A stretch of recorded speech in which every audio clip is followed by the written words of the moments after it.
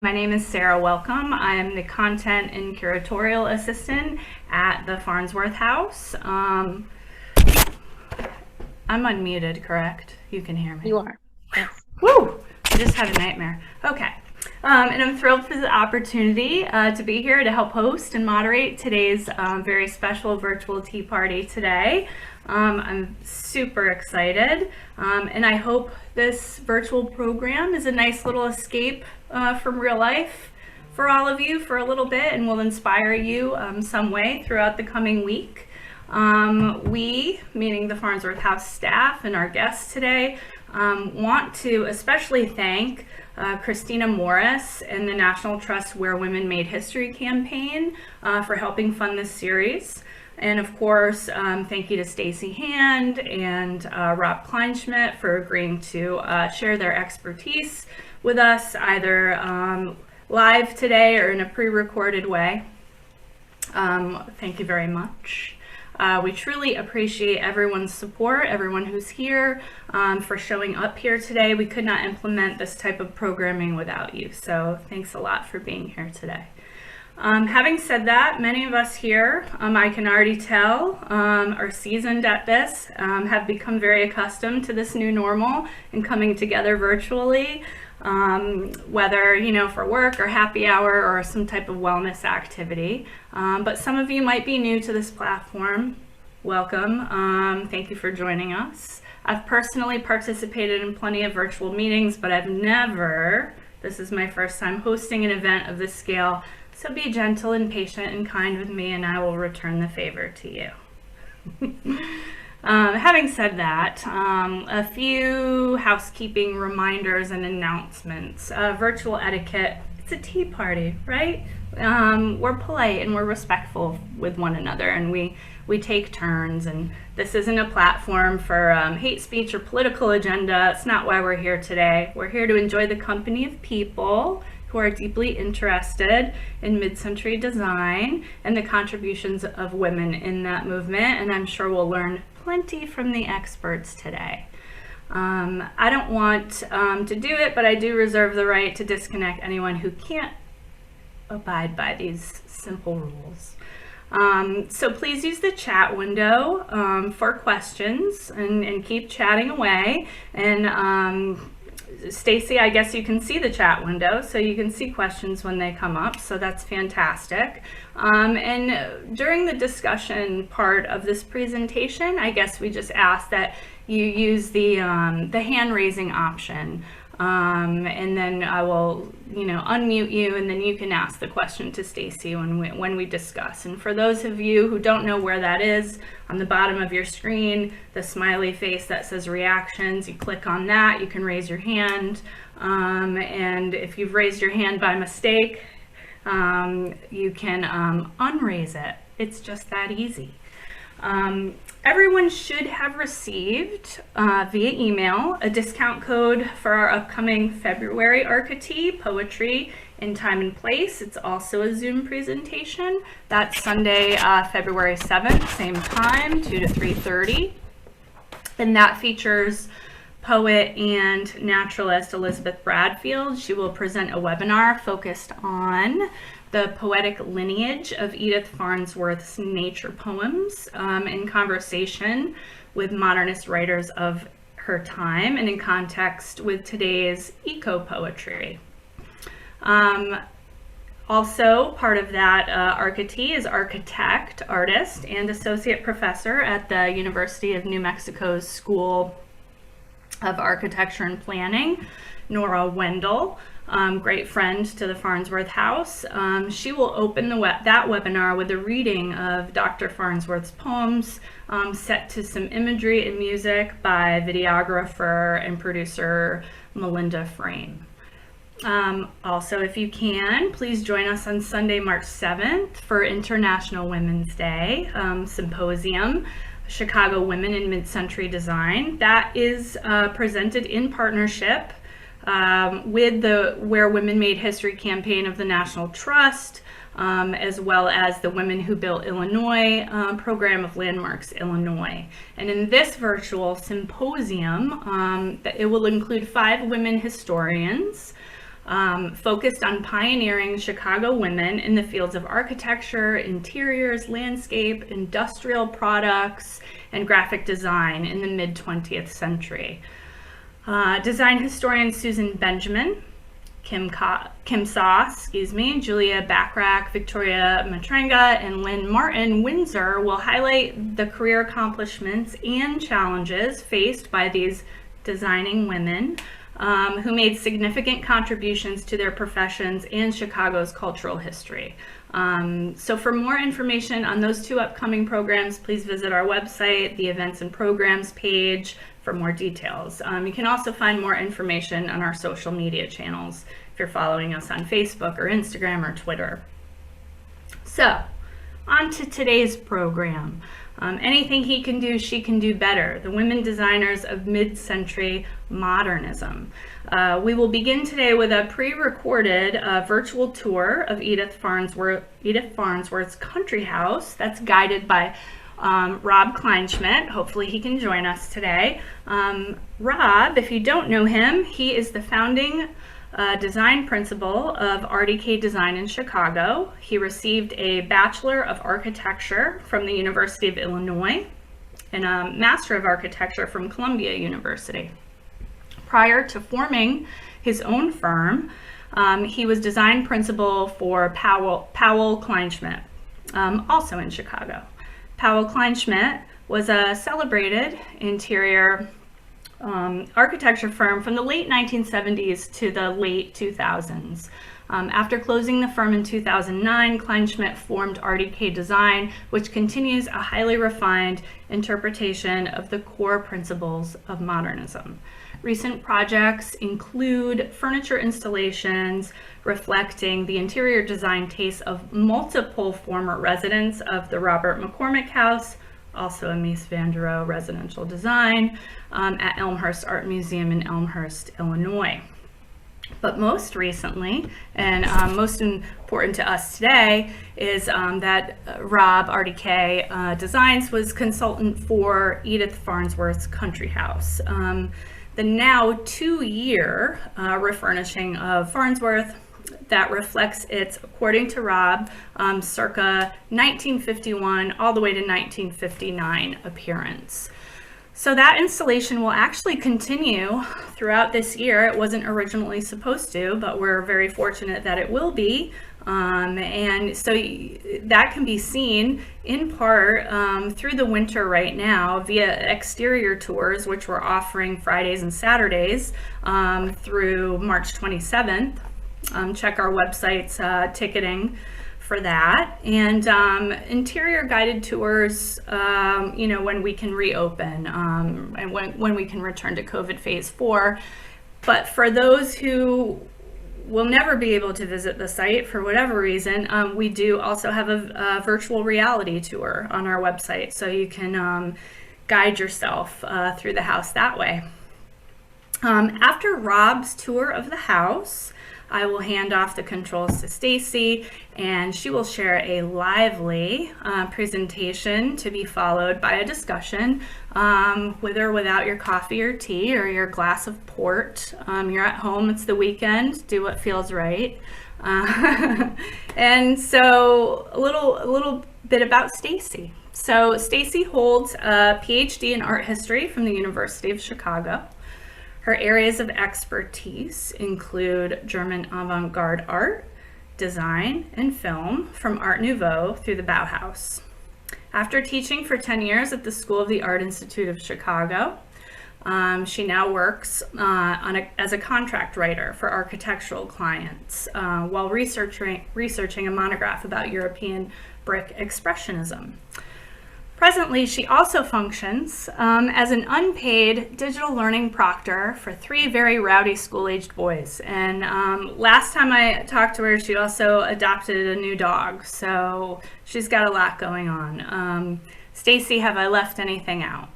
No, you haven't. And I have to warn you all in advance, there could be an intrusion from any one of those 4. Of course. You may hear my dog Carl bark at some point too. So sorry about that. Well, I guess without further ado, we should probably take Rob's tour. So I'll be sharing my screen. I confess that the audio is slightly low, so you'll want to turn your sound up pretty high, and I might suggest even wearing headphones or iPods or whatever if you're on your iPhone or that sort of thing. It just gets rid of the noise pollution outside of that. And what else? So here I go. So I'm gonna share my screen. Practice this many times. So excited. All right.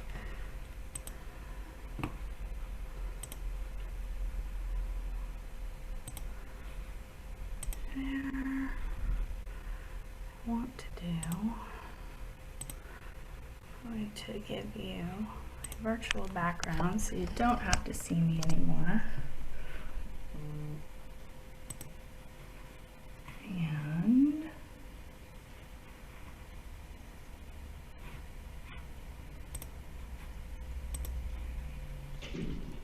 good afternoon. I'm Kleinschmidt. I'm an architect who's focused on interior architecture and made that my life's practice career for over 50 years. Deeply honored and complimented by Scott Mahaffey and the Farnsworth House who we hired and engaged to furnish the house.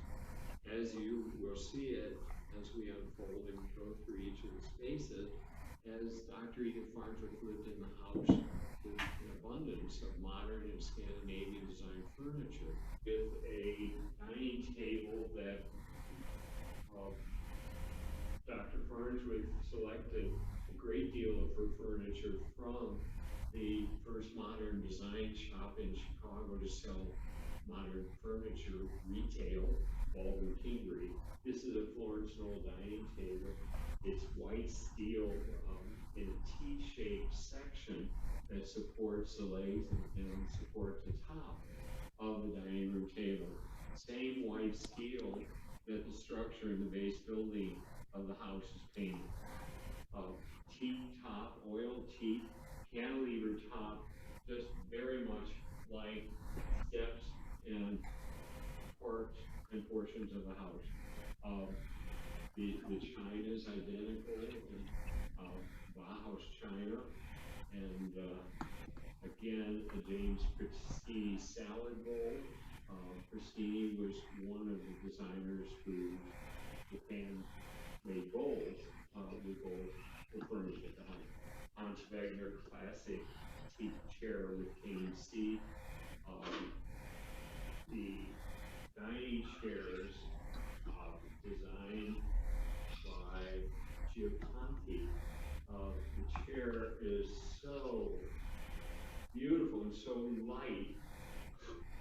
I can lift it with one finger.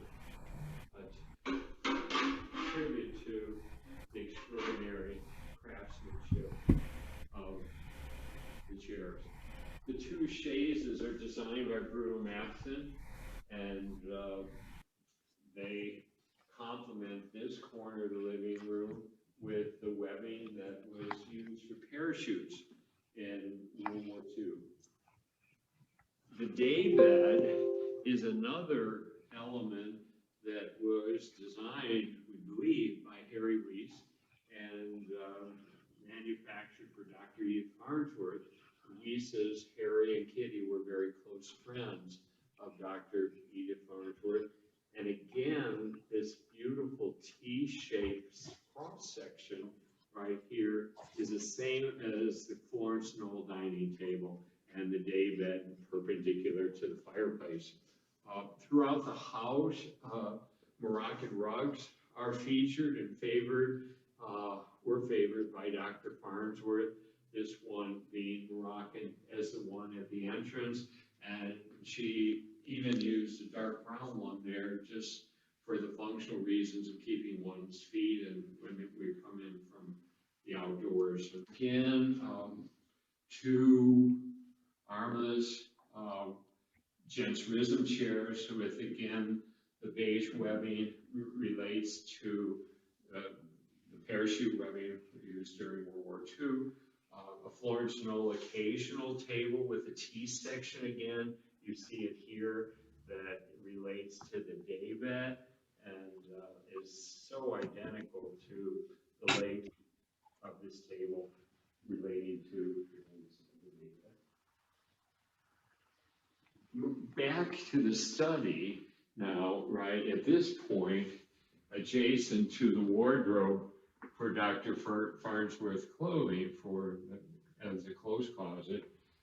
Again, another Giaponti chair, a desk designed by Franco Albini, designed in 1927 with the drawer in white lacquer, sliding out, the X-shaped desk, legs, again, harking back to the structure and the columns and all of the architectural support elements of the Farnsworth house here.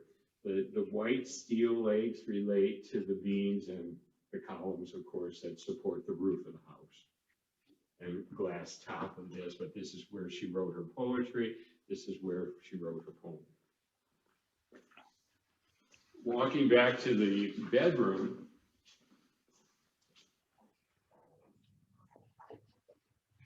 we see another tribal Moroccan rug. We see the bed, which is very simple.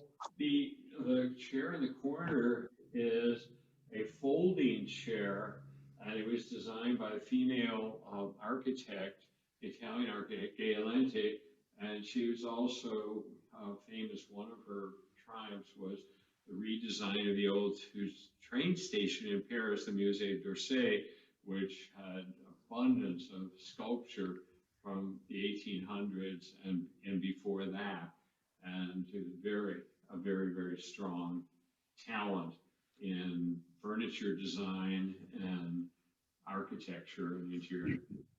Gaelente.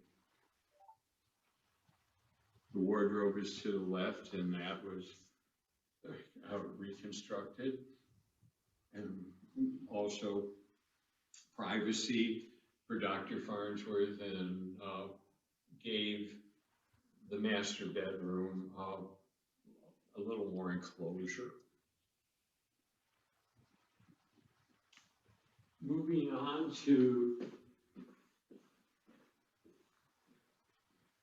the lamps, one of the famous lamps in the house here. The kitchen is shown here.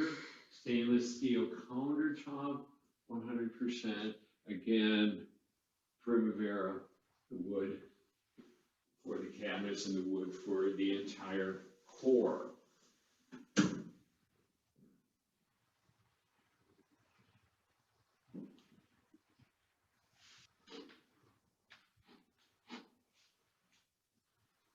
I have found fond memories of Baldwin Kingery. I started my architecture education at Navy Pier in 1957, and after my design classes and the rigors of a 1 to 5 p.m. class as the first 4 semesters of architecture design, I would walk from Navy Pier to Michigan and Ohio to the Baldwin Kingery store to cleanse my mind and find beautiful furniture, accessories, and objects, all the way from Alto vases to Alto furniture, Bruno Matheson furniture, Knoll, Saarinen furniture, Harry Bertoia furniture. It was the first modern furniture store that sold retail in Chicago.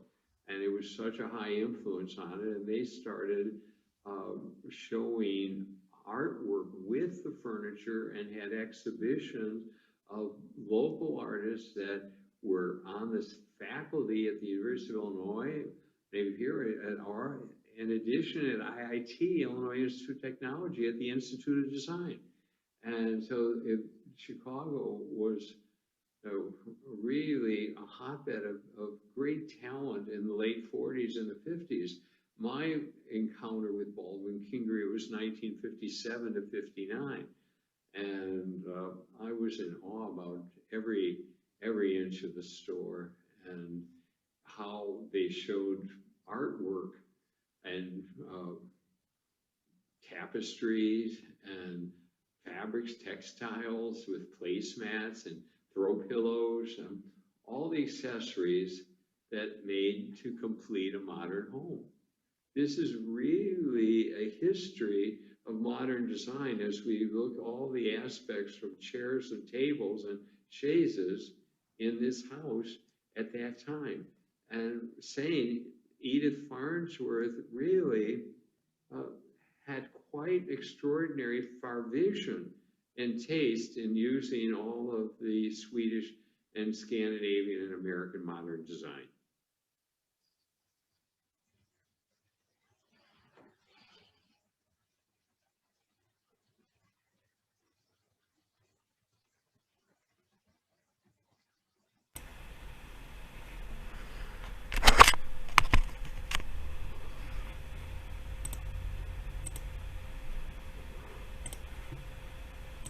And we're back.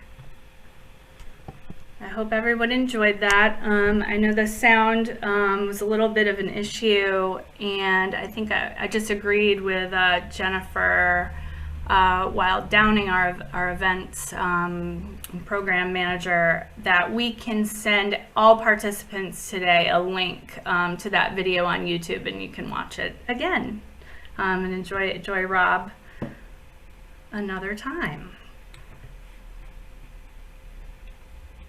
All right, so without further ado, Stacy Hand, I am turning it over to you.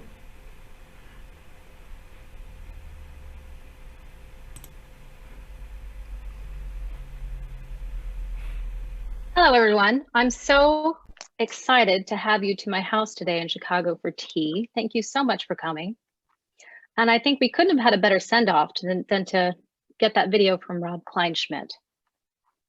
You may not know it, but he's an interior design Hall of Famer and basically a modern minimalist par excellence. He's been doing this since the 50s, and he has continually set the standard for the style across the field.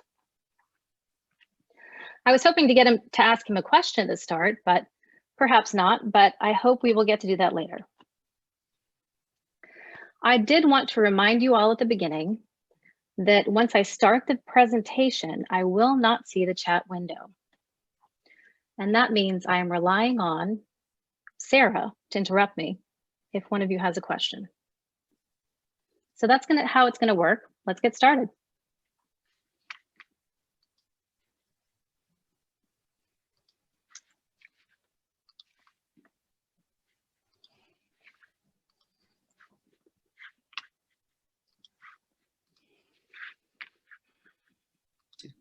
Back. All right.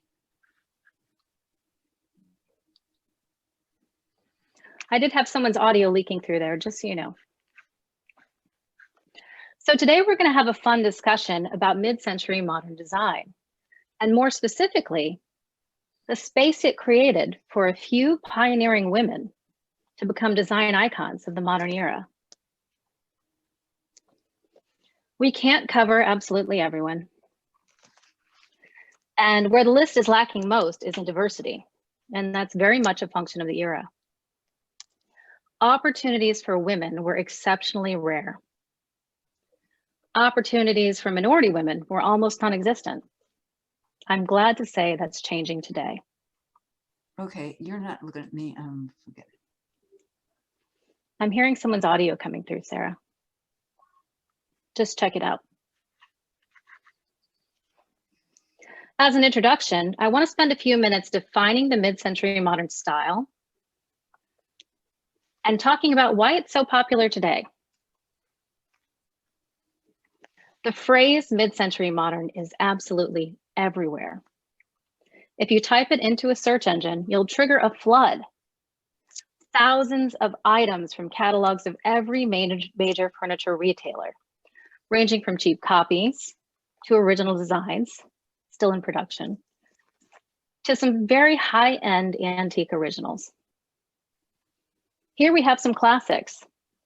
Arne Jacobsen's egg chair from 1958, a George Nakashima cabinet, the beautiful Eames folding bent plywood folding screen, and a George Nelson marshmallow sofa. One of these I saw while I was researching, sold in 1999 for $66,000. Many original manufacturers, like Knoll and Herman Miller, have either kept mid-century designs in production or put them back there, where they are celebrated, as this tribute pays to Mies van der Rohe on the Knoll website shows. But not all mid-century design was elite pieces for an elite audience.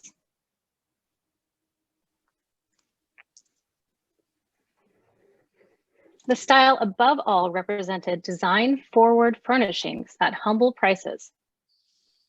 This is modernism for the Sears showroom, modernism for the masses.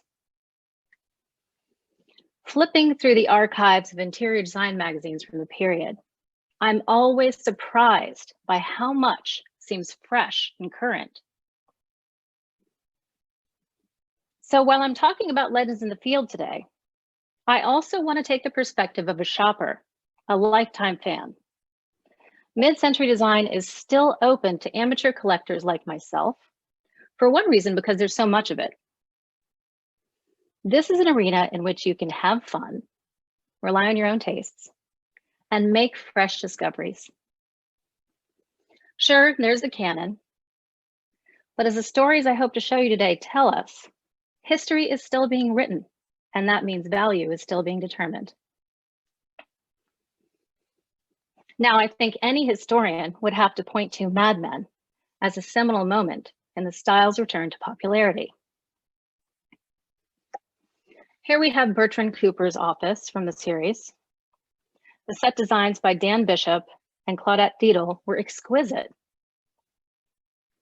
Collecting of mid-century modernism absolutely exploded once this period drama came on TV. This here is the very ultra-modern design for Roger Sterling's office for season 5. I'm telling you, it nearly melted my eyeballs, in a good way.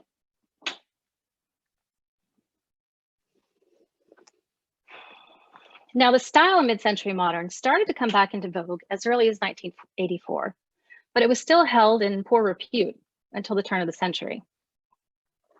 Despite endless predictions that it's going to go out of style any moment,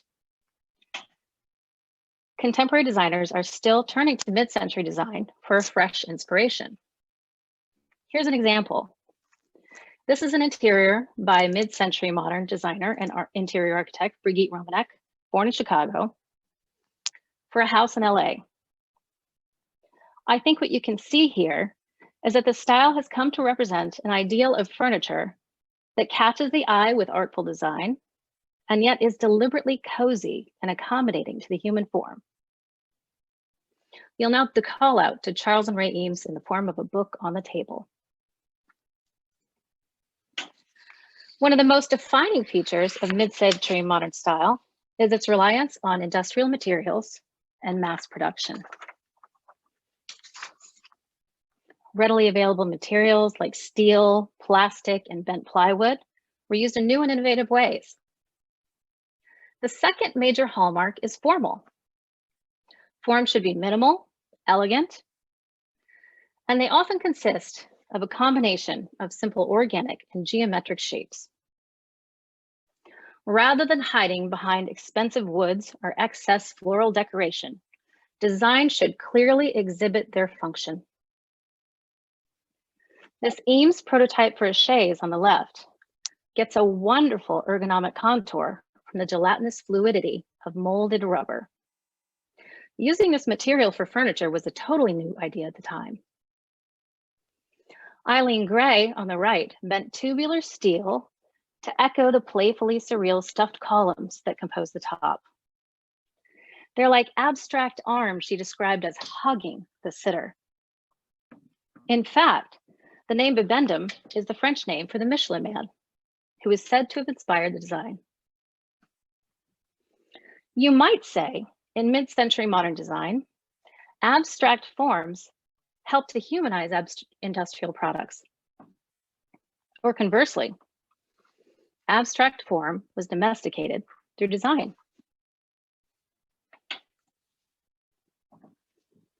The mid-century aesthetic and its embrace of new materials was a direct legacy of the Bauhaus.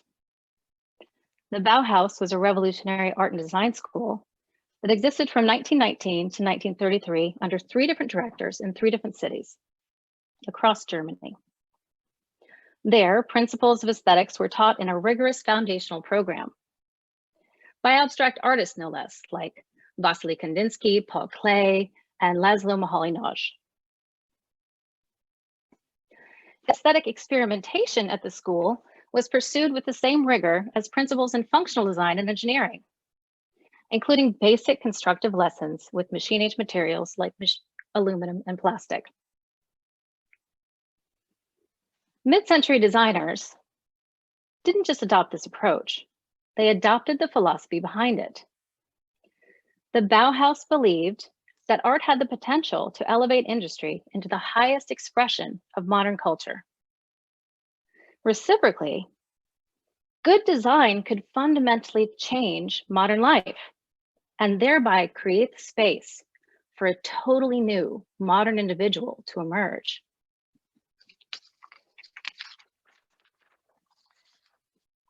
Perhaps with that in mind, it won't surprise you that the Bauhaus had a very progressive attitude towards women's education. Walter Gropius famously declared that there would be room for any person at the Bauhaus of good reputation, despite age or sex. And in fact, more women originally applied than men. Now, this is not to say there was total equality. As a kind of population control, women were funneled into the more quote unquote feminine fields of fabric design, weaving, and ceramics, while men were giving priority access to fields like fine art and architecture. Now, this did not stop a few women from becoming masters in the field. Günther Stultz, for example, on the left, became the director of the textile workshop. Her amazing tapestries rival the best abstract paintings of the era. Marianne Brandt, lower on the right, is responsible for the most iconic designs from the Bauhaus ever put into commercial production. She actually took over the metal workshop from Laszlo Moholy-Nagy when he left for Chicago. Mies van der Rohe's too often neglected collaborator deserves mention here too, and that's Lily Reich, represented by the chair on the top right.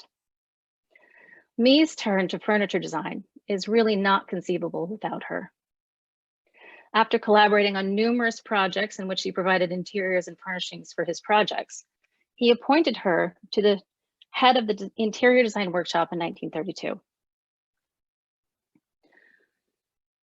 In the years leading up to the war, many Bauhaus designers fled to America and founded or took up directorships of schools here, bringing with them this new approach and more progressive attitude towards women's education. For example, Joseph Albers took up residence at the Black Mountain College in North Carolina. His wife, Annie, became head of the textile workshop. Gropius went to Harvard. Finnish architect Eliel Saarinen designed the campus for Cranbrook Academy of Art and became its first president. And of course, the new Bauhaus, started by Laszlo Moholy-Nagy here in Chicago, which was at first operated out of the Marshall Fields mansion, got mixed reviews, and after some very rocky years, it merged with the IIT in 1949, where Mies was already head of architecture. So in terms of both methods, people, and institutions, you can see there is a clear line between post-war design and the Bauhaus. Here or there, women didn't always get their due. But now, at last, there were opportunities for women to be trained as designers, and that changes everything.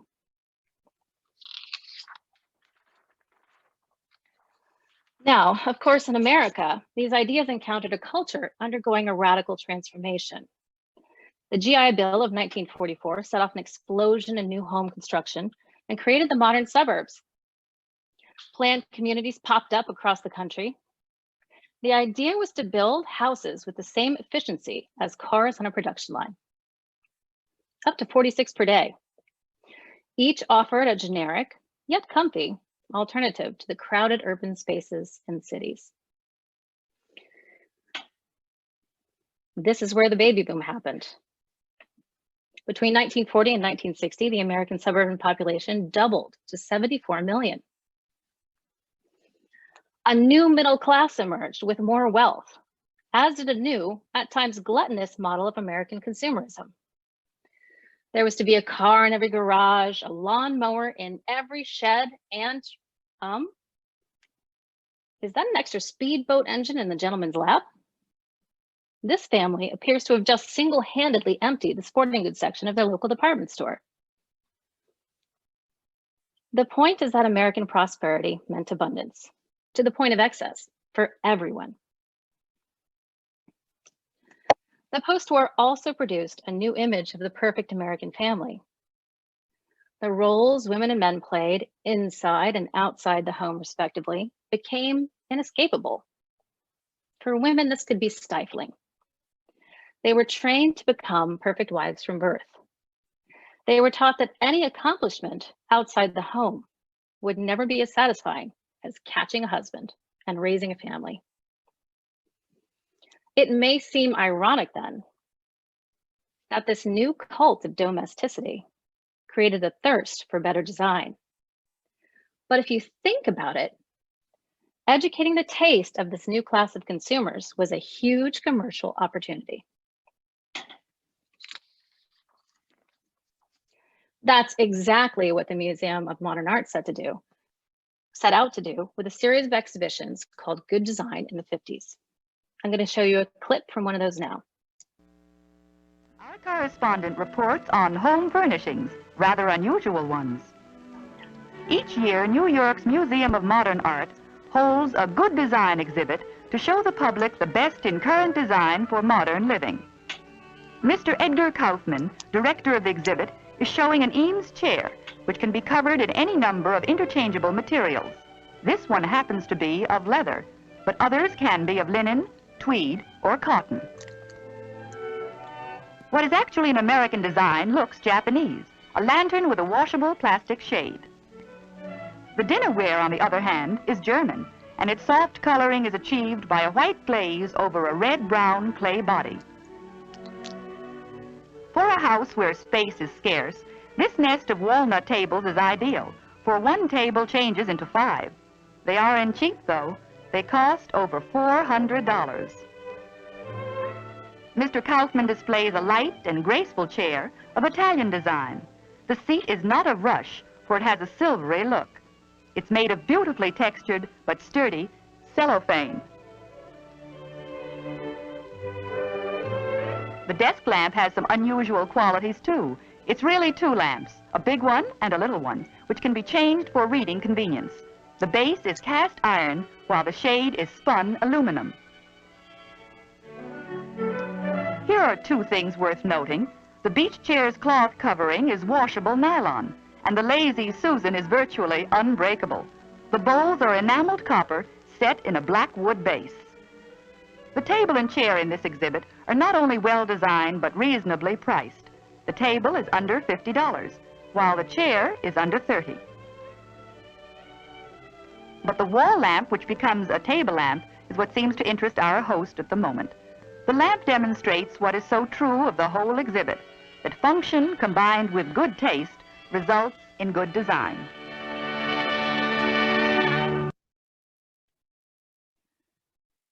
This video from MoMA shows us that in its highest incarnations, design was to be a deliberate contrast to consumer excess.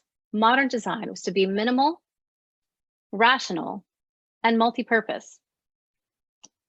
Our host today, the Farnsworth House, is a masterful example of the minimalist extreme of mid-century design and the controversies it generated.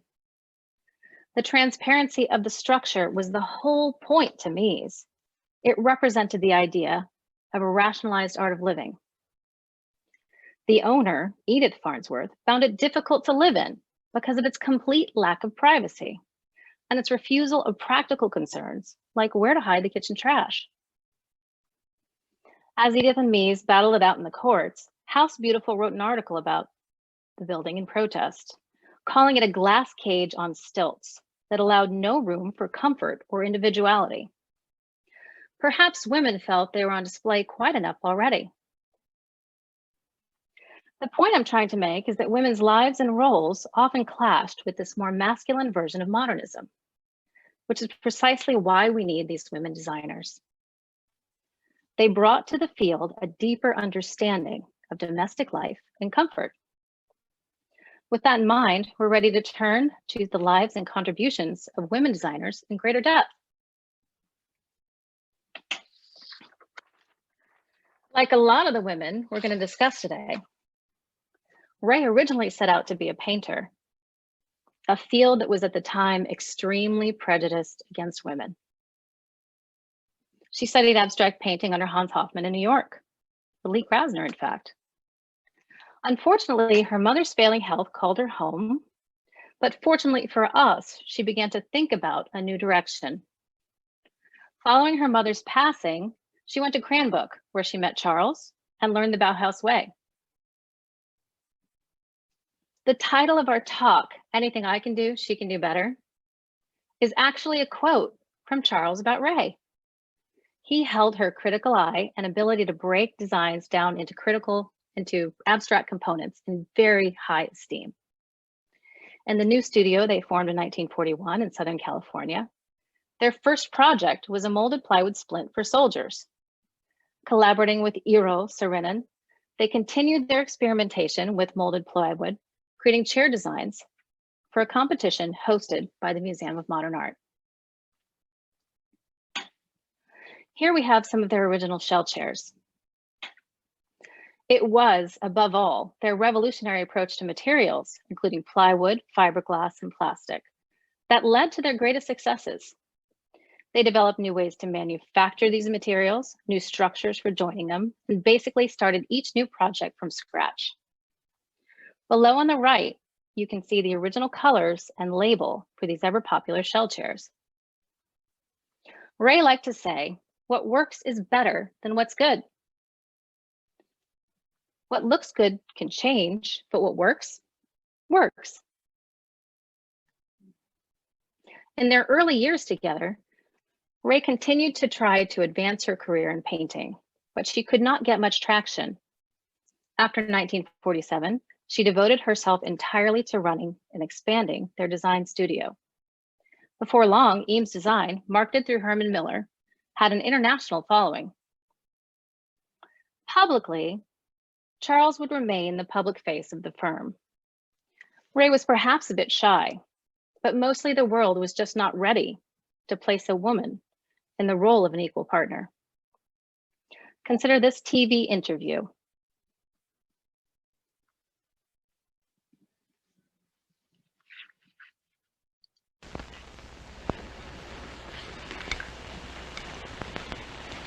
This chair is a familiar one to you. But 10 years ago, when it was designed by Charles Eames, it was a revolutionary new chair, and I must say it caused quite a flurry. I'm sorry, I hate to interrupt. Sarah, are you hearing that? Okay, good. First introduced to the public at the Museum of Modern Art in an exhibit made up entirely of the Eames pieces. And since then, many more styles of the original have been designed. Here are some of the current versions which grew from it. And the designer, Charles Eames, has become almost a household word. And this morning we would like very much for you to meet this very clever designer of this chair, who is really making appearance, I believe. Isn't this your first, Charles? We met a long time ago when you were living in beautiful sunny California. There must have been something very important that's brought you to New York. What is it? You know, it'd have to be important to bring us away from home. We're in New York to introduce a new chair for Herman Miller. And we're here so that your home audience can get a first look at it. Fine. Well, we're looking forward to this first look. And did you notice the way Mr. Eames said our and we? Well, that is, of course, because almost always when there's a successful man, there is a very interesting and able woman behind him. And a better case could seldom be found than in Ray and Charles Eames. Come on in, Ray. Hello, I'm so happy to see you. This is Mrs. Eames, and she's going to tell us how she helps Charles design these chairs. How do you manage that? Well, aside from serving as an extreme in the testing, there are a million things. But I think the most difficult thing is to keep the big idea, to be able to look critically at the work. But actually this applies to everyone in the office, including Charles. Yes, well, I think it's the best, it's almost the best thing to have in a working family is a critical viewpoint of your husband's work so that he can improve along with it. Otherwise, he might be stagnant or stand still, which is certainly not the case with Eames. I wonder if you'd tell us some of the highlights of your careers in designing these chairs. How did you happen to get started with chairs? Ray, do you want to say anything about it? All right, Charles. Well, Ray was a painter. Ray worked here in New York with Hans Hofmann for a long time, which is a pretty good start. I'm an architect. I always had a background of an architect, and I don't know if you know, architects think that everything comes under the heading of architecture, whether it's or space platforms, everything. Yes, even dresses and... Oh, by all means, they have structure. Everything is architecturally built. Well, I noticed that each of the chairs that we have here is slightly different in appearance from the original chair. I wonder if you're going to maybe take us through and show how the Eames chair has developed. And Ray, shall we let Charles do it, or do you want to help with it? No, you see, as I told you, she is behind the man, but terribly important. Thank you, Ray. All right, Charles, let's start with the first one right here, shall we? I think this would be quite a chore. Actually, the molded plywood chairs are a result of a working with a mass production technique and, in a way, letting the mass production technique show through in the result. The case of the plastic chairs, it's the object was to take a material which was a high-performance material developed during the war and try to make it available to householders at non-military prices. And And it's very practical, is it? Well, they made shock helmets out of it. That would be pretty good. The wire and the upholstered wire pieces, these are, of course, old materials. Yes. But they're combined in a way to give a high strength, lightweight, and high performance result. The things are different, but this doesn't mean the attitude is different. It's just that there was a different objective, in each case. Now the video does continue, and you can find this on YouTube. And this was, in fact, the public introduction for the Eames lounge chair to the American public. And granted, the female presenter introduces Ray as the interesting and capable woman behind the great man, and Charles tries to give her her due. Nonetheless, she subsequently disappears entirely. Ray was too often presented as more wife than collaborator. Florence Knoll. She was orphaned at age 12, but demonstrated an early interest in architecture. So her foster parents enrolled her at the Kingswood School for Girls, which was part of the Cranbrook Academy campus. Alil Sarinen, father of Arrow, noticed her talents, and she became like an adopted daughter in the family. They even took her on trips abroad so they could further her aesthetic education. She went on to study at Cranbrook, and then later with the greatest 20th century architects, including Walter Gropius, Marcel Breuer, and Mies van der Rohe. What's most amazing about Florence Knoll is that she wasn't just a pioneer in the field. She basically reinvented it. She married Hans Knoll in 1946, who at the time was starting a pretty ordinary furniture company based in furniture sales. She immediately became the creative force behind the enterprise. And after she died in 1955, she took up the reins. You'll notice a theme here. Teaming up with a spouse in the field provided Florence and Ray access to opportunity. Frances brought two fields of design to new prominence: retail design and corporate office design. She did so by creating the revolutionary Knoll Planning Unit, an interior design division within the company. It extended the scope of the company's services beyond mere sales. Drawing on her background in architecture, she introduced modern notions of efficiency, space planning, and comprehensive office design. The result was a totally new, modern look for the post-war corporate interior. Florence was responsible for the interiors of some of America's largest corporations, including IBM, GM, and CBS. She humbly referred to her own furniture as the meat and potatoes, a kind of filler among the standout pieces she licensed from more famous designers like Harry Bertoia, Mies, and Eero Saarinen. But this was in fact her second great innovation. She established a way to license, credit, and give royalties to these great designers that were never actually part of the firm. This model has now become standard. In 1964, the New York Times rightly described her as the single most influential figure in the field of modern design. Aino Alta was one of the first generation of women to study to become an architect in Finland. After taking a position in the office of the architect Alvar Aalto, she wound up marrying him. Alvar was already doing quite well, but would become the most famous Finnish architect of the post-war period. By all accounts, theirs was a true creative partnership, much like Charles and Ray. Early on, she stayed true to her original calling and designed a number of projects for architectural competitions. However, it was always the designs with his name on them that garnered money and support. So Aino, like many of the women you'll meet today, transformed her personal space into a kind of experimental laboratory of design and filled it with her own prototypes. They were prototypes for a new kind of lifestyle that she imagined. These experiments led to the co-founding of the still very successful company Artek in 1935. She was the principal designer for interiors and furniture there. Later, she became the company's managing director. Although she passed away in 1949 from cancer, her work continued in the post-war period to elevate Scandinavian design on the world stage for decades to come. Many of her designs are still in production today. The simple form of this eternally popular water glass came from observing what happens when you drop a rock in a pond and watch the ripples spreading out. For her, it was a way to cover up the manufacturing flaw of pressed glass in general, that it has bubbles. The lines covered up beautifully.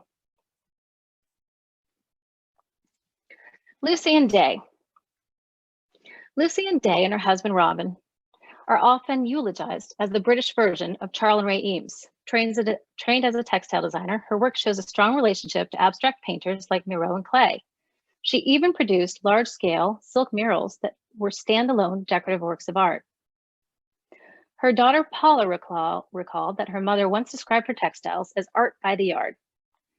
People who could not afford a work of fine art could still bring beauty into their homes with her fabrics. Working together, Lucy and Robin adopted that Bauhaus total design approach, and she became something of an interior architect, inventing everything from carpets and ceramics to new treatments for walls and ceilings, and indeed new spatial plans.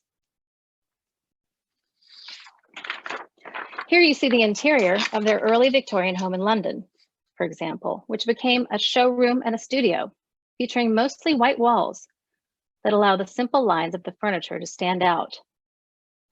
Note the ceiling painted black, set off by suspended white cords. In the back, you have curtains of flame-colored percale. Openly queer, Eileen Gray boldly embodied new forms of femininity in a world dominated by men both before and after the war.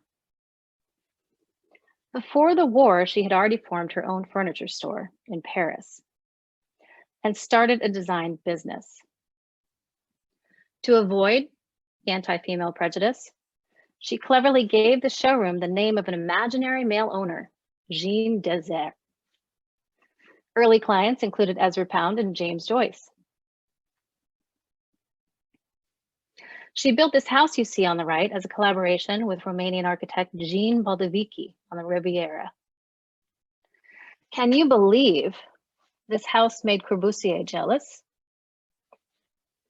Le Corbusier tried to buy the house on numerous occasions, and years later he returned to stay there multiple times, even buying a small plot of ground beside it, where he set up a cabin to take swims from. It seems that he was quite incensed that a woman could design a house so well in a style that rivaled, and in some ways was actually better than his own. As a total work of art, the house and its furnishings gave great attention to the needs of its users and their daily habits. Moving screens outside the windows allowed privacy and shelter from the sun, and the windows were designed to capture the evening breeze off the shore.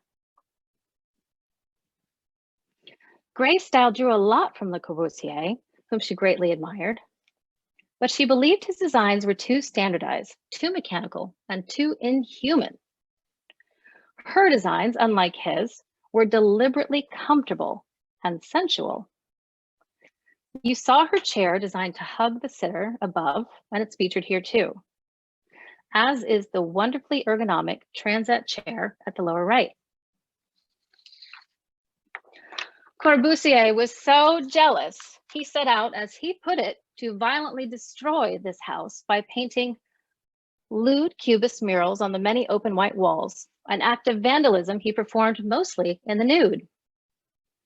You'll note I've fixed the photographic record of this event with a lovely contemporary apron.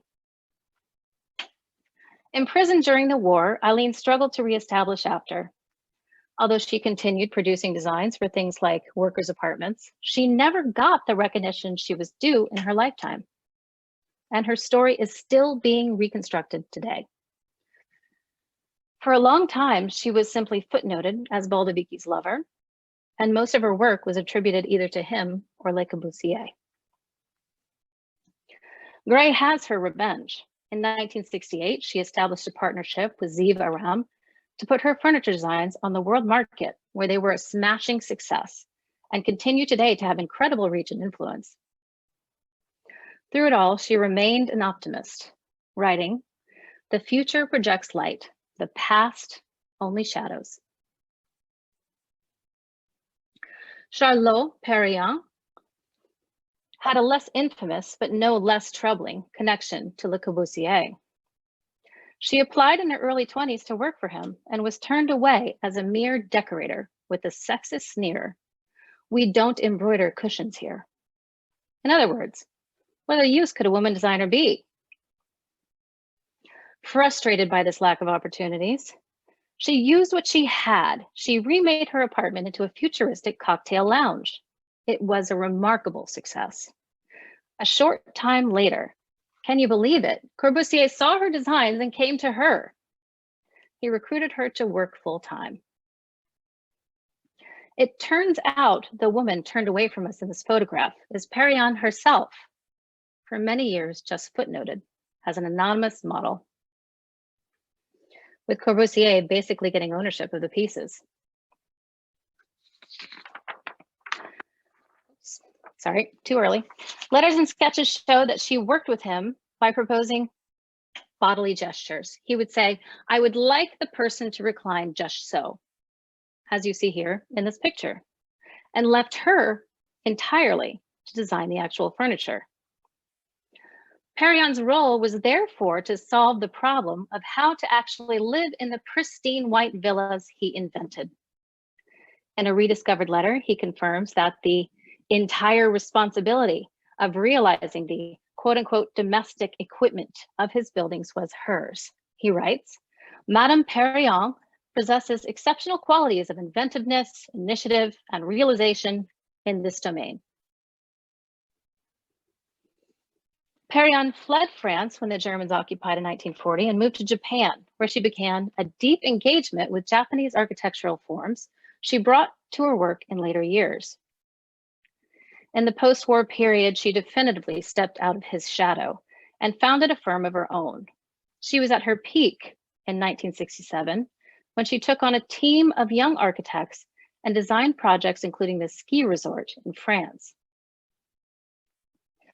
Here, she pushed the use of available mass-produced elements to make a design that could be executed on a pristine mountainside in the short summer season. It became a very influential example of 20th century Alpine architecture. Now, this recreation is a bit earlier, but I absolutely adore it. I want to note that Perrion's star continues to rise. She was celebrated as the subject of a monumental exhibition at the Fondation Louis Vuitton at the end of 2019. It brought together her work in the various fields of design, fine art, and engineering for the first time ever, and revealed a strikingly unique vision of the modernist art of living that has too long been neglected. Eva Zeisel. She was born in Budapest in 1906 and set out, like Ray, to be a painter. But she soon realized she would have to support herself by other means.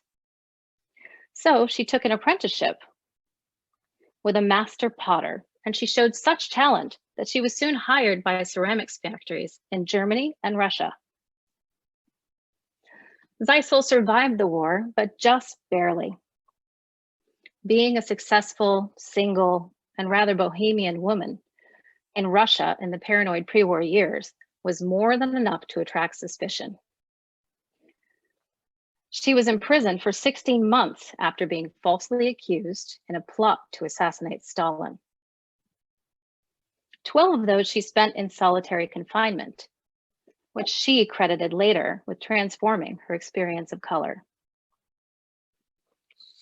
She was released and deported to Vienna just a few months before the Germans invaded there, and escaped eventually to America, where she landed a first of its kind teaching position in the industrial design program at Pratt. All white plates may seem on trend today, and indeed Crate & Barrel just launched a line of her dinnerware in 2005. But in the early 1940s, Zeisel's unadorned museum dinner service was a bold step forward. Commissioned by the Museum of Modern Art in Castleton, China, the design was celebrated with the 1946 exhibition Modern China, MoMA's first ever exhibit devoted to a female designer. And the museum hailed Zeisel's achievement as a landmark in the American ceramic industry. Indeed, she is said to have produced more than 100,000 designs across her 100-year career. Zeisel was no fan of modernism's rigid geometries, writing that when the strict rules of modernism were applied, things lost their magic. Indeed, she once called Le Corbusier's chaises gynecologist chairs. Instead, her designs feature swelling organic shapes that are deliberately playful and feminine. They humanize items for domestic use. Greta Magnusson Grossman. She's another Scandinavian that emigrated during the war. She was born in Sweden and was the first woman there to get a degree in industrial design. In 1940, she emigrated and founded a studio on Rodeo Drive in California. Interviewed by a local community magazine, she remarked that the first step to becoming American was to buy a car and some shorts. Her studio focused on furniture and lighting design and sold through well-known companies like Sherman Bertram, Martin Brattrud, Cal Mode, and the department store Baker Bros. She developed a distinct fusion of Swedish forms and a California aesthetic in her choice of materials, including textiles, woods like black California walnut, and plastic laminates. She received 2 prestigious Good Design Awards from MoMA in the 1950s, and she was held up as a model of great American design and a propaganda piece published by the United States in 75 countries. Beyond this furniture,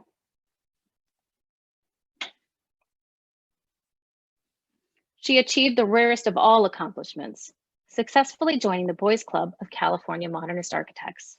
like Peter Neutra and Pierre Koenig. She contributed numerous masterpieces to the LA landscape, and much of it was photographed by the famous photographer Julius Schulman. When she couldn't find work, she built on spec, buying land, designing a building, furnishing the residence on her own, and then living in it until it sold. Despite all this, she received little mention in early historical accounts of modernist architecture.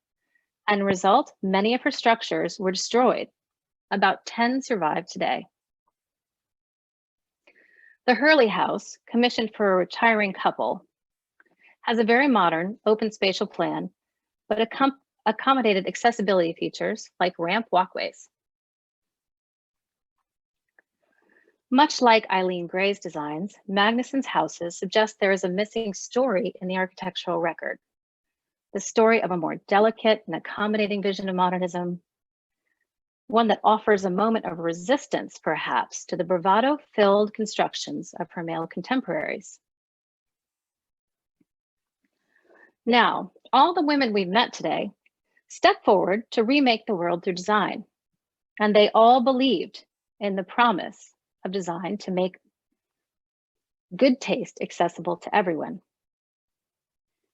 They embraced the Bauhaus idea that design could transform society and adapted it to the new post-war context. While their designs are governed by principles of functional efficiency and rational execution, they're also infused with what I describe as a kind of utopian futurism. It glints at us from their polished chrome, alien shapes, and space-age plastics.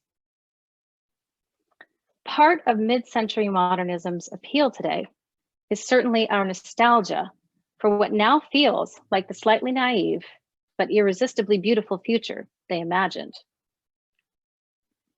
But I want to suggest that mid-century modern design's appeal goes beyond mere nostalgia. Mid-century design remains relevant because, as all these women's stories show, it speaks to a desire to reimagine how we work and live. They suggest this elusive thing we call work-life balance to be less about edges and boundaries and more about how one can feed the other. How might we elevate daily life to make it an arena of creative inspiration? How might we make the edges between the two and the spaces they inhabit more fluid? I cannot think of a better expression of this goal than the Eames House, also known as Case Study House Number 8 in the Pacific Palisades in California. The house consists of 2 glass and steel rectangular boxes. One is a residence, the other a working studio, and they face each other across a patio.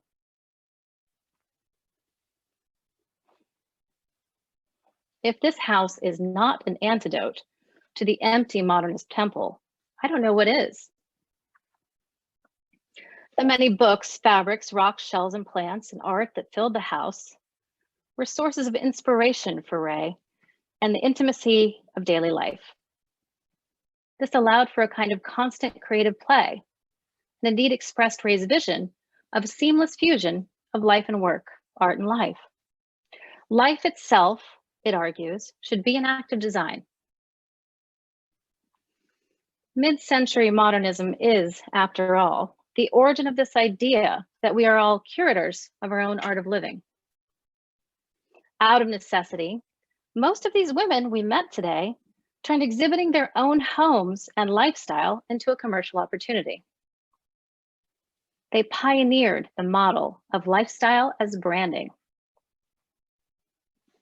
If this conflation of the desire to elevate everyday life with the promotion of product doesn't sound relevant, well then boy, do I have an Instagram story to sell you. Now, most of the women we met today were relatively privileged. And even then, the ones that could be slotted into the role of the woman behind the great man enjoyed an obvious advantage. Although most of them set out to be painters or architects, that path was largely closed to them. And women like Eileen Gray, who never did fit easily into conventional female roles, paid a high price Her house was used as target practice by Nazi soldiers in World War II, and then, only by a strange twist of fate, was only salvaged because of its association with Le Corbusier. Can you believe it? As I hope I've suggested, women had something unique to contribute to design. I'm not arguing for something universally feminine. These are unique voices. But something shaped nonetheless by their genders in the form of an acute awareness of domestic habit and comfort.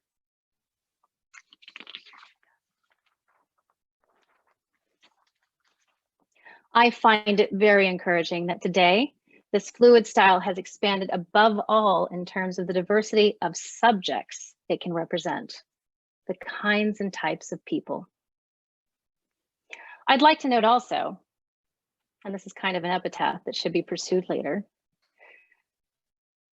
that the model these women provided for embracing domesticity and craft as a sphere of feminine artistic expression encouraged a whole new generation of daughters to pursue applied arts and craft training in the late 60s and 70s.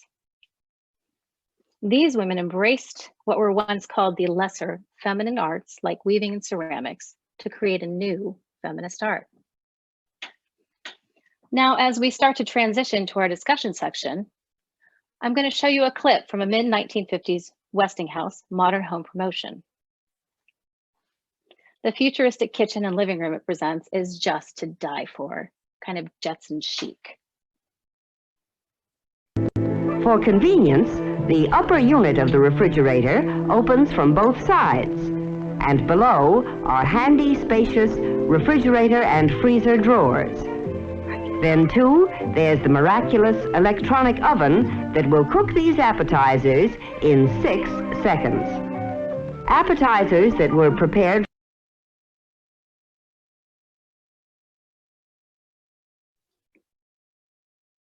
Unmute. Recipe of your choice appears on the screen.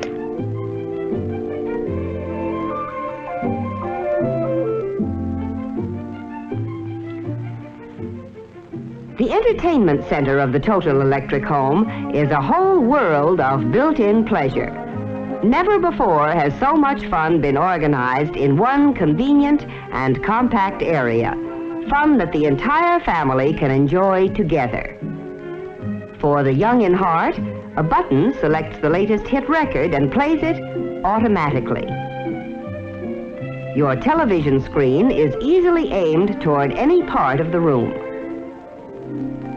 And for a pleasant background of stereo classics, just press for your selections and put them on the Westinghouse Stereo Fidelity set with special speakers that surround you with music. Almost every form of home entertainment is centered here. AM/FM radio, tape recorder, slide projector, games of all kinds in drawers that roll out at a touch. There's even equipment for showing your own home movies, those personal dramas and comedies written, starred in, directed, and produced by you. A sliding wall of the entertainment center conceals a built-in projector that glides out into the room.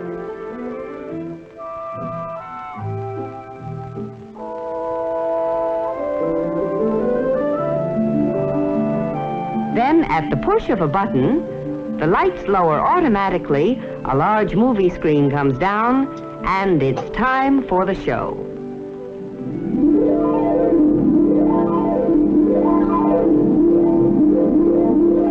Now, let's take a look at the health and beauty center of the total electric home. The center that keeps you feeling as well as you look. Here, and throughout the house, beautiful fashion plate switches control your lighting. Just a tap of the fashion plate and lights are on or off with no buttons or switches sticking out. Overhead, sun lamps shine down to give you that healthy glow. A true sun bath even while shaving or making up. Being beautiful is so much easier here too. There's an electrically warmed mirror that will never fog up.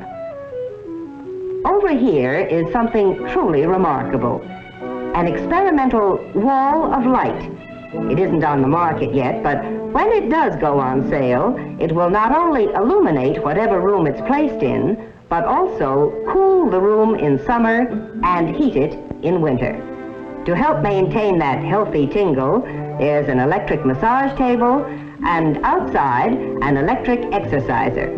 You see, the Health and Beauty Center even extends outdoors into the fresh air and sunshine.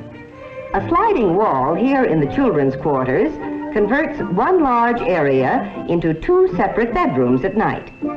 During the day, the wall slides back, and this becomes the child's education.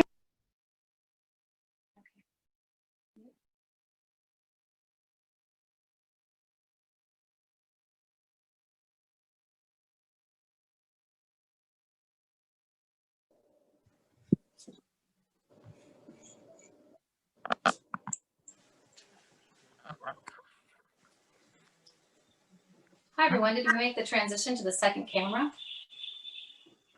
I hope so, and I apologize for any awkwardness today. This is the first time certainly any of us have tried to do a Zoom event. So at this point, we're going to open the floor to conversation.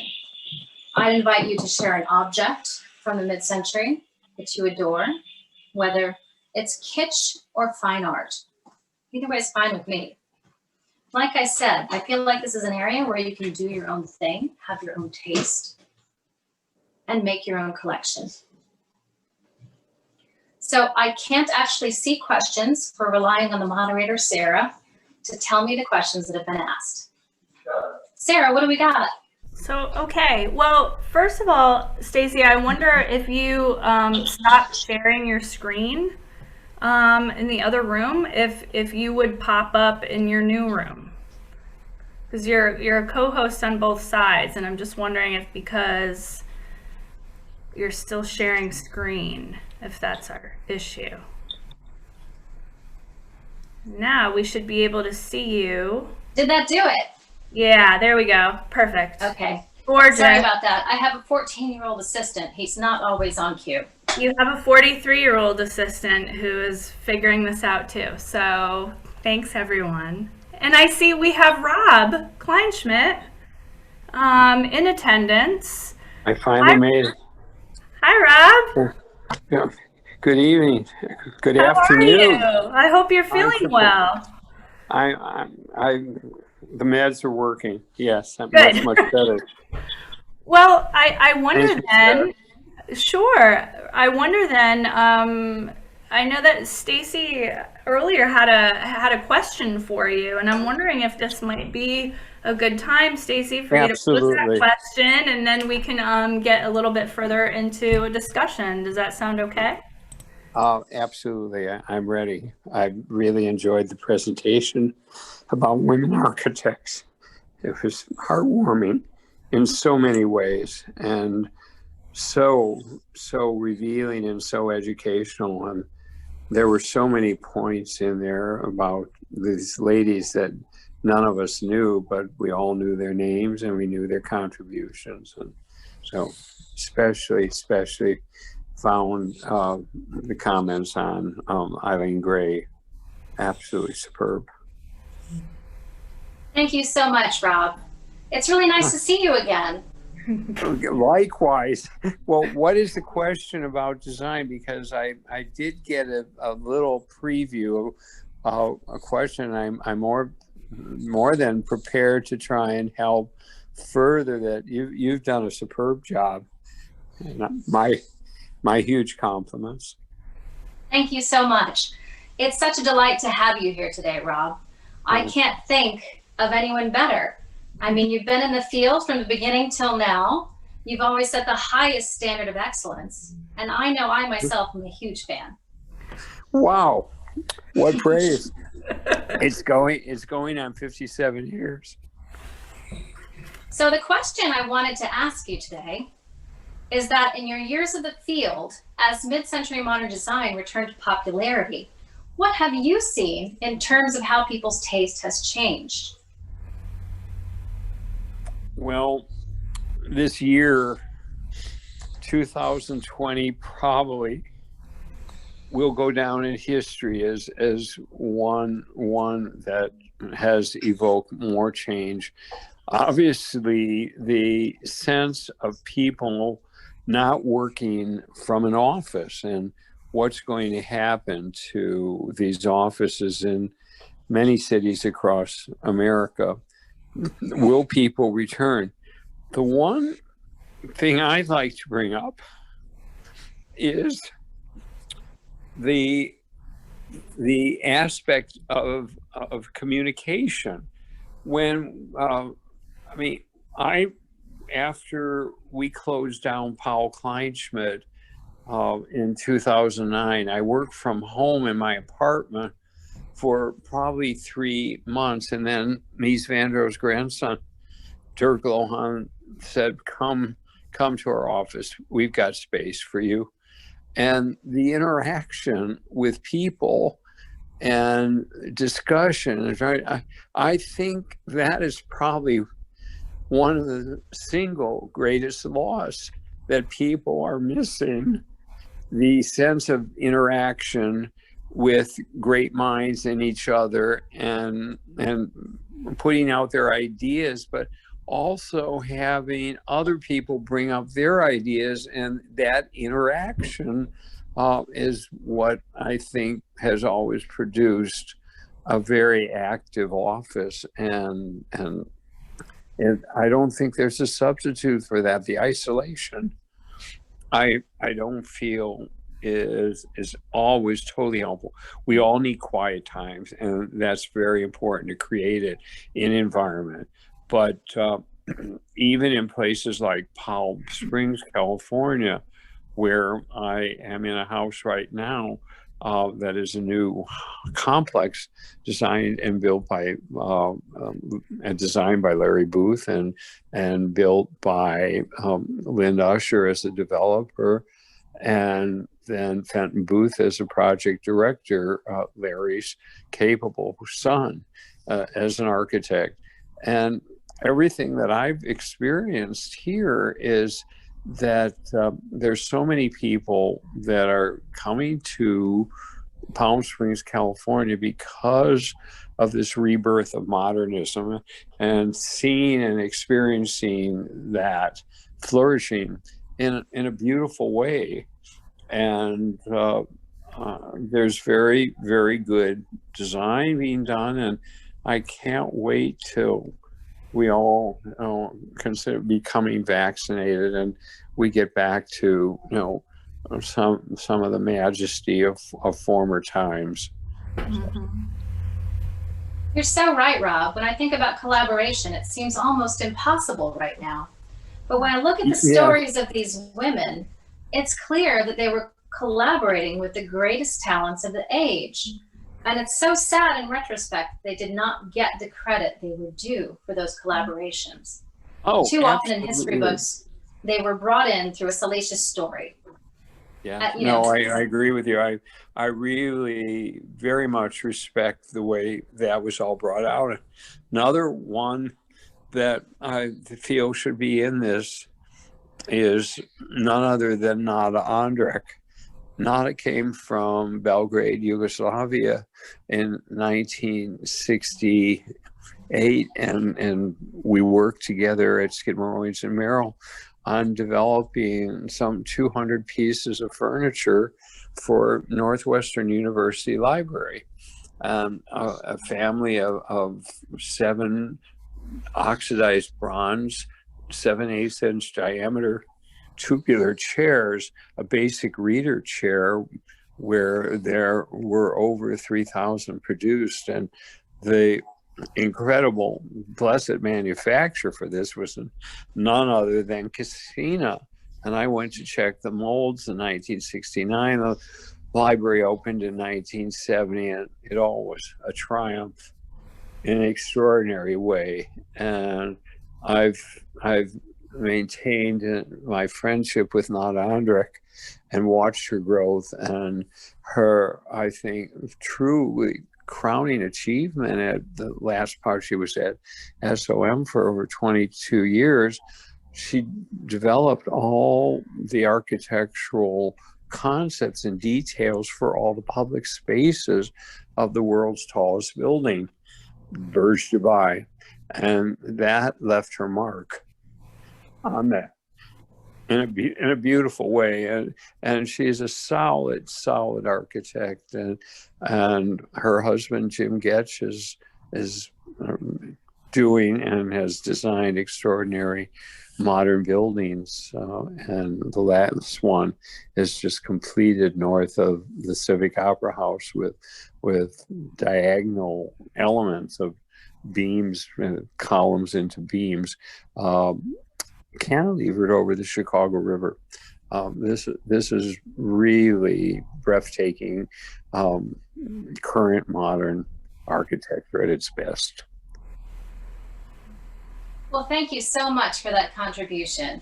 I couldn't be more pleased. And you're right, there are so many stories waiting to be told. Right, let's continue this dialogue. Absolutely. You know, when I was working on the talk, I stuck with the first generation. And so I didn't worry about which side of, you know, whether it's America or Europe. I stuck with women that were born between 1900 and say 1920, basically. And those women, because of the interruption of the war, they made a huge contribution in the post-war period. Yes. Which is why pointing out that Bauhaus influence is so important, right? There is a kind of continuity between the two. But because of that, there just wasn't time to get later into the 60s and 70s. And that's a field that I find very much still under construction. There was a new generation of women that were coming into the field in that era. Yes. And for many of them, their stories remain to be told. Well, hopefully this can be the beginning, and for future events in Chicago at the Merchandise Mart, and the reestablishment of some neocons, I think this is absolutely superb meat for future programs. In every you know, way. Before you disappear, I would like to ask you one more question, if I may. No problem. So you know this better than anyone, but I wonder if you could articulate for our audience the difference between mid-century modernism California style and the urban centers like New York. That's a tough one. I go back to one aspect of that enabled it to flourish. Number one, with capital letters, climate. California climate. And Richard Neutra got involved and, you know, picked up on this. Frank Lloyd Wright picked up on it with his school, and going to Arizona and Taliesin West, all that. But the climate and the weather enabled the architects to do things with structure. Albert Frey, one of the leaders in Palm Springs, California architect, and one of the greatest creative spirits came in 1931, 32 from Switzerland, and was practicing. And the structure that they did in those buildings, because of the warmer climate, enabled them to reduce all the members, columns and beams, to incredibly minimal sizes that everyone, you know, that they were just, you know, showstoppers in the most beautiful way. So Chicago, New York, because of our winters and our cold temperatures, we couldn't do any of this stuff. It was impossible. You had to protect buildings, insulate them well for temperatures because of extreme climates. Then we're in global warming now, of course, and even Chicago now has had temperatures in the last 2 months, I don't think lower than 20 degrees Fahrenheit and 30. And I mean, I remember growing up in Chicago and walking to school with, you know, a scarf around my face to keep, prevent frostburn. But now, it's much, much warmer, and temperatures have been averaging in the 30s, which is, a revelation.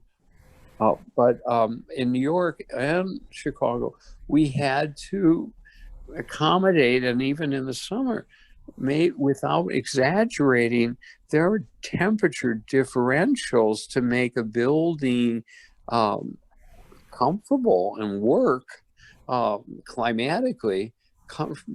Differentials in temperatures of 75 to 100 degrees. That's really something. Chicago and in Palm Springs right now, the low temperatures, as I've experienced for the last 3 weeks, are maybe 50 to 52 degrees Fahrenheit in the morning, and then get warming up to the low 70s during the day.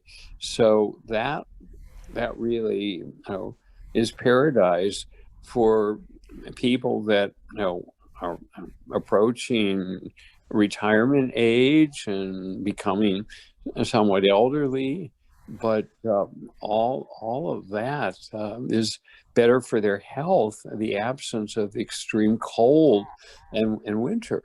So, but what is the difference between California modern and New York? The climate and the climate issues have forced,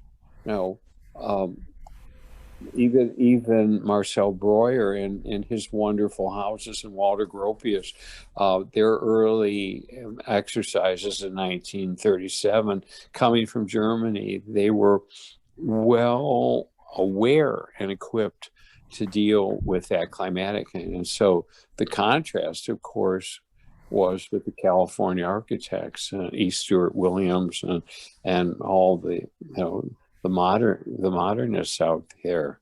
And hey, Bob. It's Sarah. How are you? I'm superb. Good. I'm much better. And just in the spirit of keeping to time, because a few people are trickling off now, I do have one of our participants has posed a question to Stacy, so I'd like to ask it of her. Go ahead, please do. I'll stop. You're great. Job. Thank you so much. You're very welcome. My pleasure. I'm sorry for digressing so long. No, it's fine. No worries. Thank you. Okay, Stacy, I have a question from Vero Smith, and her question is, well, first she has a statement that turns into a question. Your comment about exhibiting their own homes and lifestyles as design made me think of all the many Instagram mommy bloggers out there who are arguably relegated to domestic domains by the abysmal childcare circumstances and continued lack of access to higher education and professional networks. However, these women have hundreds of thousands, if not millions, of followers.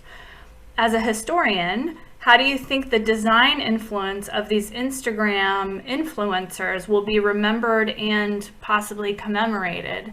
How many followers equals historical significance? How do we archive the peculiar intimacy and interactivity of social media? Interesting question. I don't know if I'm qualified to gauge relevance long term. But what I could do is put this situation in a broader historical context. Now, in American culture, and indeed abroad, women have been allowed a certain amount of cultural influence as tastemakers, as long as it was related to the domestic environment. Women in Victorian England were very much the kind of artistic director of their homes and all the motions and everyday life activities that happened within it. A great example of this would be, Edith Wharton's 1880-something Book of Taste. Women were allowed to be tastemakers as long as it was relevant to their own personal domain, which is the domain of the house. So I find it most interesting today that there's this weird echo between those two situations and this point of continuity in mid-century modern design, right? So many of the women that I talked to you about today tried to be painters or architects. and found the way closed. But they stuck with something nonetheless. And for them, that came to the form of adopting this more traditional role of shaping domestic life and comfort, which they found commercial opportunities in. It's a pretty striking continuity to me that we're talking about from 1880 to 1980. And that still remained the best avenue for women's power. Because if you think about it, the Bauhaus generation, I mean, they were total bohemians, right? That's why they were shut down by the Nazis. You know, I don't want to say free love, but a little bit free love and a lot of fun and women with power. The war not only interrupted that, it shut it down pretty much entirely. And from that perspective, maybe it's not so surprising that women had to go back to this older model of women as tastemakers in the domestic interior. So, I mean, I think it's pretty clear that these women did set a model for what we all do today, which is kind of publicize ourselves through our daily lives. I don't know if I'm equipped to judge what equates to real influence. If anyone else has any thoughts about that, I'd love to hear them. Any raised hands? Thank you so much for moderating, Sarah. Oh, sure. I have no further questions at the moment. Many people just thanking us for the talk today, really enjoying it, loving Rob's insights. I'm looking just to see if there are any raised hands. I do have We're very lucky to have him here today. Oh, yeah. So you, Stacy, I actually have a question. You talked about how, you know, these mid-century modernists were, you know, reimagining modern living, right? And making a better living environment for modern people. How are we doing that today? I find that to be quite a good question, Sarah. I mean, aren't we more obsessed than ever about the look and feel of our daily lives and how it represents ourselves? Yep. It's gone from a position where it was kind of like a selective means of self-advertisement to where now it's kind of de rigueur, right? We all do it now. Yep. I think, if anything, this pandemic has brought that situation to the fore. Suddenly we're all sent home. So trying to figure out how to have a life-work balance became more important than ever, right? And I think the promise, the utopian promise of that kind of Instagram advertising was always that my personal life is a sphere of creative expression, right? Right. And I can turn that into a sustainable business model. Yeah. In some way, we're all trying to do that right now. Yep. We're all trying to renegotiate how those two things fit together. And we're all trying to figure out, well, is it possible that I could be home and getting creatively sustained by, you know, being here, or am I just going to be beat under by the quotidian chores that chase me every day? Yeah. That's a situation I can relate to. Absolutely. I mean, I just, I'm in a space right now that was my teenage son's bedroom. He decided to move to the basement. And so I took this over as a home office, and I'm slowly trying to procure some pieces and modernize it. The best thing that happened to me in 2020 was procuring a Bauhaus chair from auction, finally. I love it. I like to get elevated in it. It's great. But yeah, it's given me an opportunity to take my time and put spaces together, for sure. So my question prompted some other questions in the chat, actually. So from Emily Lee, if I would like to learn more about any of the women you've discussed today, do you have specific favorite book titles you could recommend? There is one called Women in Design. I'm not remembering the author at the moment, but we could post it to the website, I'm sure. Yep. All right, there's more. I'm taking a quick note. Okay. Great presentation. Da, da, da, da. Oh, I have a question. This is from Megan Reel. Why are mid-century modern chairs, couches so low to the ground? Wasn't that hard for women in skirts? Oh, that's such a great question. Okay, first of all, the postures these furnitures adopted were in themselves a kind of political statement, if you think about it. This kind of ease and grace they suggested was not the way you would have behaved in a Victorian household, right?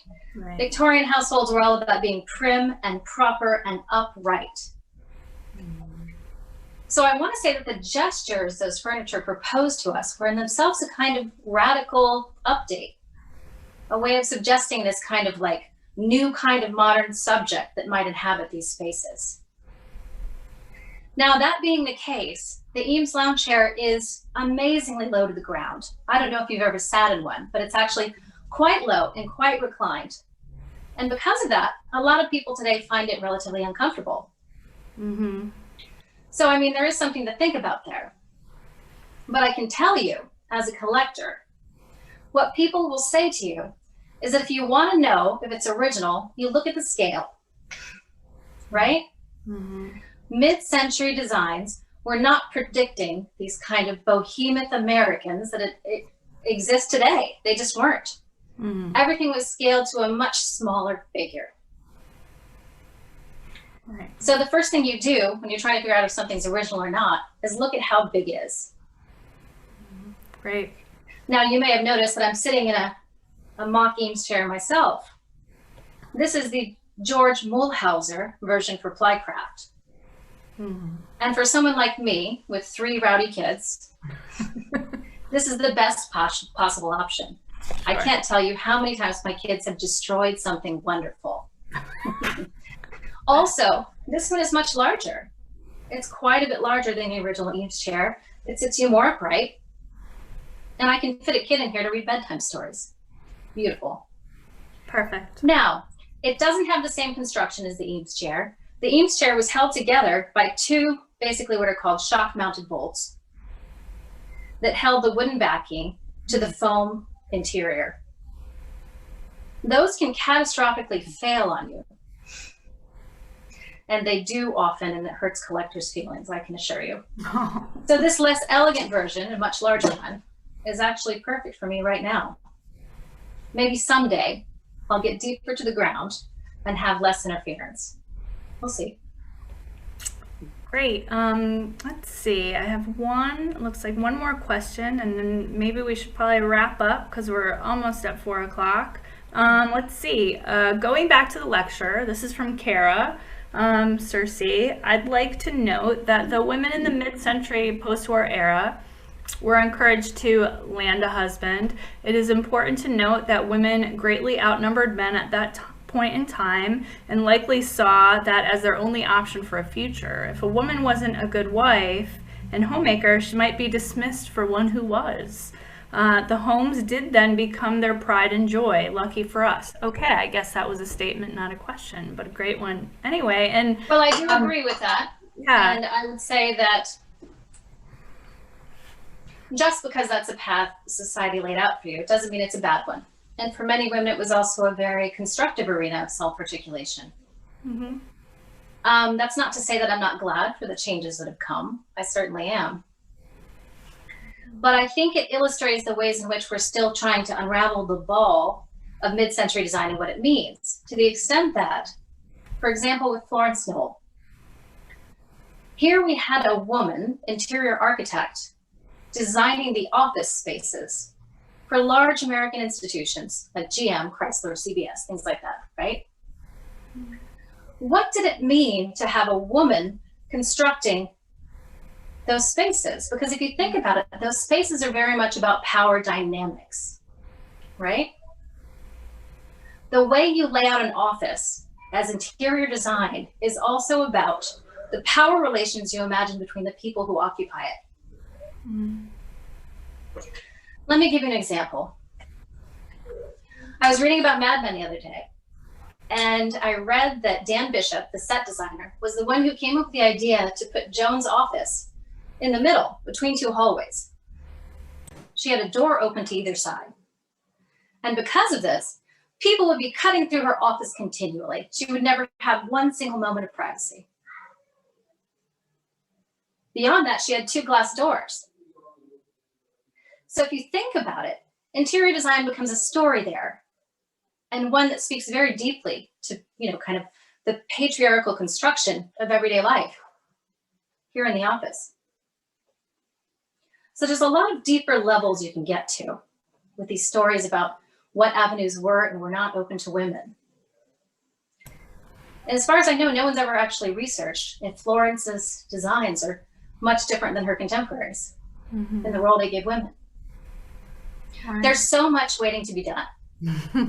For sure. And we're very proud of Kara, who made that statement, because she is 49 and in her junior year of interior architecture study. So bravo, congratulations. Kara.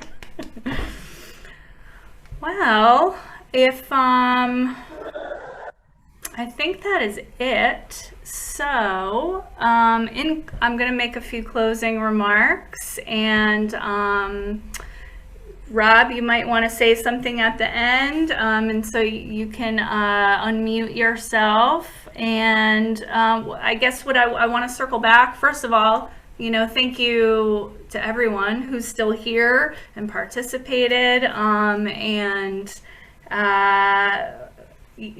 dealt with our newness to this platform and our efforts today. I think it went pretty well. And just to remind everyone that there are more programs like this coming up, so please check our website on the events and programs page. We do have another Architea on February 7th related to poetry, and of course on March 7th, actually a month away from that, we have the International Women's Day Symposium focusing on Chicago women in mid-century design. So 2 more programs coming up.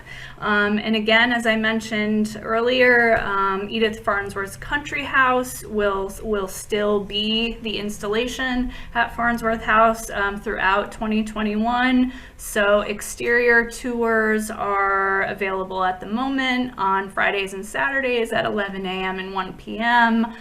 Through the end of March. But of course, always check our website.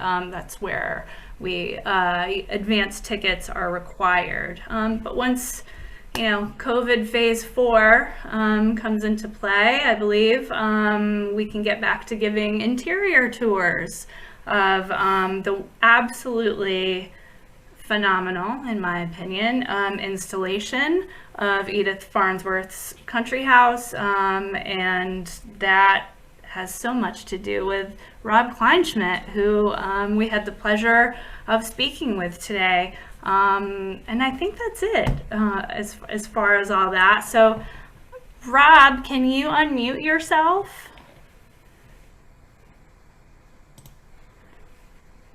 Just hit the little microphone. Okay, yeah, there you go. Did. Good. You're so good at this. The future of that interior, many people, members of Farnsworth, have said to me that these interiors are warm and human, and the humanes them. And of course, Lord Palumbo, it was pure Mies furniture as Mies had dreamed that Dr. Farnsworth should live in the house, and she didn't. And she embraced Danish and Scandinavian design, as I cited in the walkthrough. And Harry and Kitty Weiss were very, very instrumental. And the Baldwin King Restore, the first store, as I mentioned in the tour, to sell modern furniture, architect design furniture, at retail in Chicago, which absolutely was hallmark.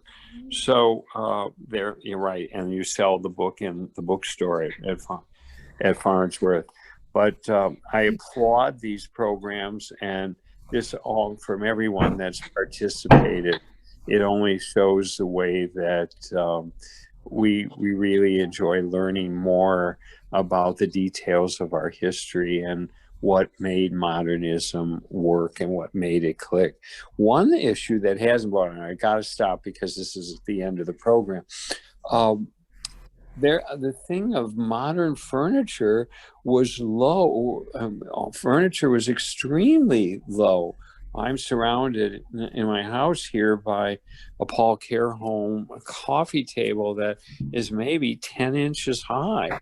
But the spatial richness that evolved from low furniture made the negative space where there is nothing above tables, sofas, and chairs richer and larger and more enchanting and embracing because we were getting rid of, and Bauhaus got rid of the clutter and everything of Art Nouveau and all of that from the 90s, 1890s, and the period to the 1920s. And that furthered, but the Bauhaus truly was one of the greatest influences of modernism throughout the world. So on that, may it continue to flourish. And thank you so much, Sarah, for initiating this beautiful program. Oh, my pleasure, Rob. Any last words, Stacy? Oh, I do have someone came in with a last minute question. Do you want to go for it? Okay. Absolutely. Let's see. Where did that go? If you have a bit of time, Dan Peterman would like to know about has a question about Edith Farnsworth as a woman and her role in the design of the house, if you want to speak to that at all. Right. Well, of course, it is the subject of the current exhibition. So I'm not even the one who necessarily needs to do it, but I can tell you a good bit about it. Mm-hmm. They began collaborating in, I think, the late 30s, like 39 or so. She had this idea for a country house, and she wanted to be a part of the planning from day one. She brought Mies out to the site on many occasions where they lunched and picnicked and enjoyed themselves.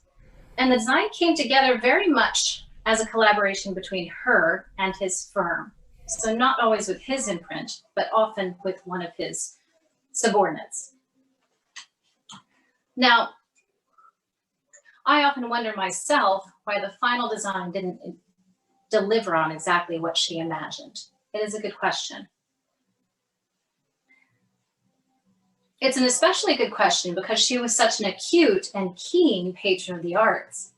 I mean, when you look at the stuff Rob showed us, the Florence Knoll pieces she picked out, and the way they so delicately mirror the architectural elements of the building, you can see there is this exceptionally refined sense for design and taste there. So it's curious, it is curious. But I think money might be the answer. There was kind of like a falling out of personal relationships. I'm not going to weigh in on whether or not she was a lover. My own opinion is that the historical material does not support it. But I mean, it's clear that she had her own vision for the space. And that may itself be the source of kind of irreconcilable differences. It's kind of like I was saying, it's almost as though what Mies was making is kind of a temple to an idealized lifestyle in which your life would be exposed to the landscape, outdoors comes in, indoors comes out. But that lifestyle didn't account or give room for an actual female subject who might have her own tastes, her own opinions, her own sensibility for design and how she wants to live in her own interior. It's fascinating to me how often architects scrape off the vision of the inhabitants of their space as a thing that kind of messes it up. And I think modernism is above all a field in which that happens too often. But that's precisely why this particular exhibit is a political gesture, right? It's restoring Edith's own authorial voice to the scene, which itself is kind of revolutionary and wonderful. yeah, it's really fantastic and has been incredibly well received, and will continue to be throughout the rest of this year. You know, my advice to Dan, if you haven't yet read Broken Glass, that might be some fun for you. We sell them in our shop, and they're signed by the author, so I might recommend that to you. Oh, Akari asked the question. Well, I think that does it. It's after 4 o'clock. Sunday. We'll have some more tea or get ready for dinner and a nice glass of wine, and get ready for the rest of our week. I cannot thank Stacy and Rob enough. This has been an absolute pleasure. Thank you for your work and your time and your expertise, and your willingness to take part in this today. This is all, you know, this is not so new. This sort of thing is starting to be not so new, right? It's getting to be much more normal. And again, Rob, I am so incredibly proud of you for getting on Zoom today. Great job. We're going to do more of this. And I think that's a wrap. Again, Thank you everyone for showing up today. As a closing remark, I'd just like to say happy hunting. Go out there, dig around, follow your own tastes, have some fun. I'm doing it. Bye, everyone. Goodbye. Thank you all. Goodbye.